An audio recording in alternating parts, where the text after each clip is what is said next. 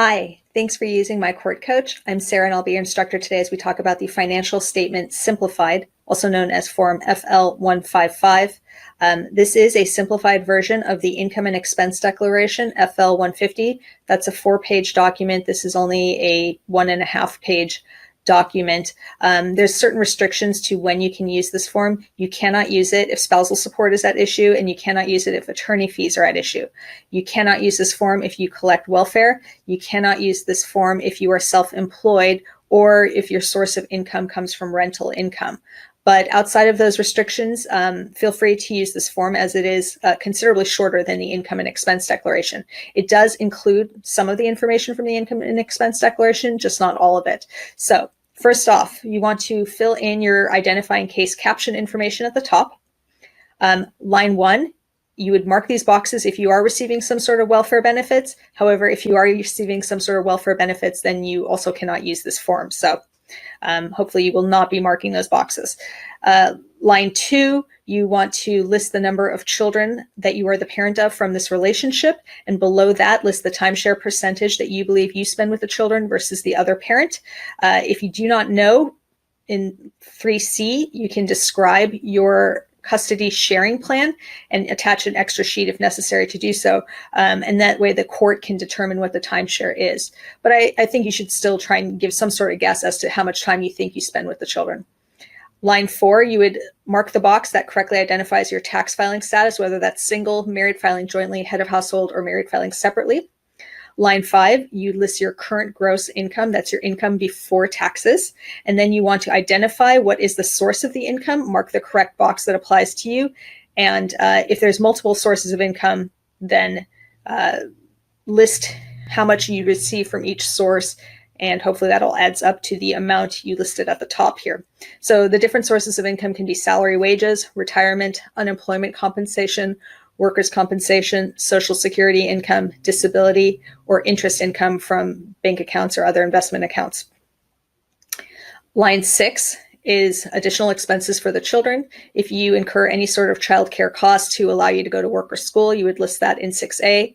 Any healthcare costs that are not covered by insurance, that's going to be your prescriptions, your co-pays, that goes in 6B. If there's any school, education, tuition, or other special needs of the child, and this is beyond just the ordinary expenses we incur for children, but expenses that go above and beyond ordinary, you would list that in 6C. And if there's any significant travel expenses for visitation that you incur, that goes in 6D. If you have children from another relationship living with you, then you would want to mark box D and identify the number of children living with you and give an estimate as to what you think their monthly expenses are. 8 are some expenses that would likely be considered in a child support calculation. So if you have any job-related expenses that are not paid by your employer, you'd want to list that in 8A and expand on that in a separate sheet of paper that you would attach to this. 8B, if you have required union dues, list that there. And 8C, required or mandatory retirement payments, not voluntary like a 401k, but we're talking about like a teacher would pay into STRS, for instance. That would be listed in 8C. 8D is where you list your health insurance premiums, what you're actually paying for health insurance out of pocket. 8E, if you are paying child support to children of another relationship, then you would list that in 8E. 8F, if you are paying spousal support to another relationship, that gets listed there. And with all of these, if you have, let's say, a court order that shows you're paying child support or spousal support to someone else, you would want to attach a copy of that court order to this. And then 8G, you want to list your monthly housing expenses and identify whether that's rent or mortgage. If it is mortgage, you need to list the monthly dollar amount that's going to the print or the interest. And then for your property taxes, you need to list the monthly dollar amount you're paying towards taxes. Most of us get a tax bill about twice a year. So you're going to need to figure out the monthly amount from that, total it up and divide by 12.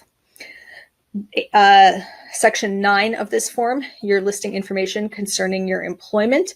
If you are currently employed, you want to list your employer address, telephone number, name of employer, obviously, occupation, the date the job started.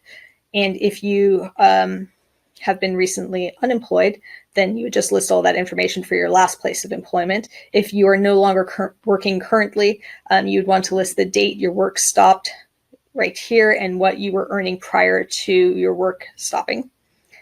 And line 10 on page 2, you're going to list your estimate of the other party's gross monthly income before taxes.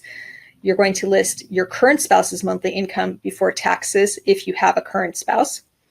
And any other information you think the court needs to know concerning child support in your case, you can attach an extra sheet that has that information.